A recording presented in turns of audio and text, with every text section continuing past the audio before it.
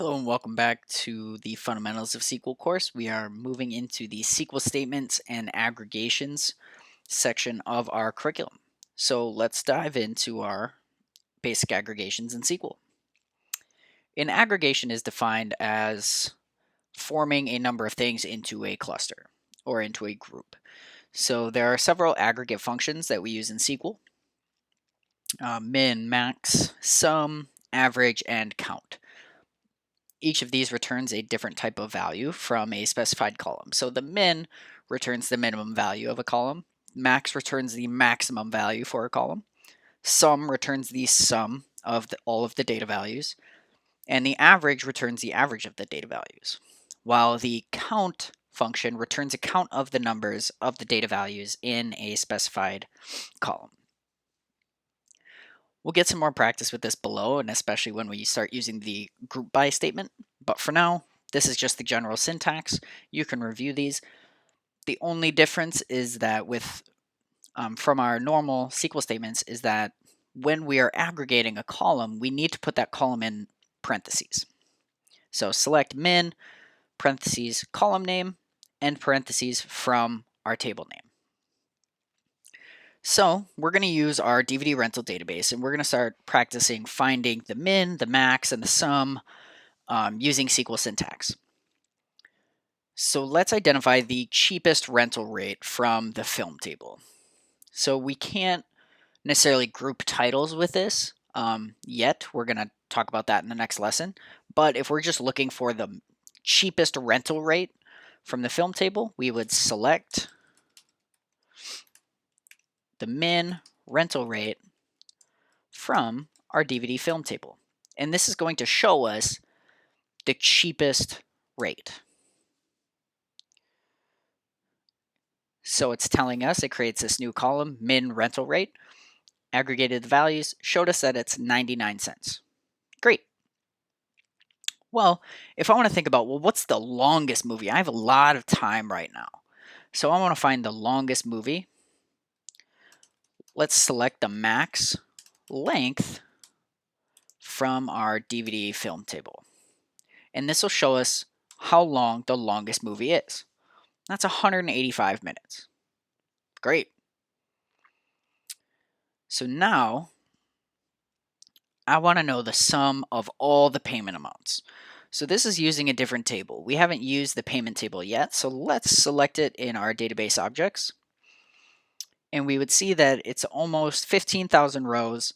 It has payment ID, customer ID, staff ID, rental ID, the amount, and the payment date. So what we want is the amount because we want to aggregate it to the sum of all of the payments. So we can select, use our aggregate function sum of our column amount, and then that is from the DVD payment table. So this is just going to return one row of data, but it's going to sum all of the payments from that table. It runs, we have about $613,000 of payments, or $61,312. So that shows the sum of all the payments from the payment table. Now we can also show the average payment amount. And how we're going to do that is select average amount, just like we did with sum, from our DVD payment table. We run that, and our average amount that is paid is $4.20. We can also use the count function to return the count of the number of values. So let's say we want to know the number of times customers have rented from the company. So we can use the rental table and call on the customer ID field. So let's go up to the rental table and just check out our columns. We know we have 16,000 rows, which this would be all of the transactions because these are all rental and return dates. So this might return duplicate fields, and that's okay. So we're going to count all of the customer IDs or all of the transactions from DVD rental. So we have 16,044. That's perfect. It matches up exactly with how many rows are in the DVD rental. But let's say we want to identify the different number of customers or the different customers in our rental table. That's when we're going to use the distinct statement, and we're going to add in the distinct statement into our count statement. So we would write out select. We're still counting, but we're counting the distinct customer ID. So since this is an aggregated value, distinct customer ID, it has to be inside the parentheses. And then we're going to run that from DVD rental.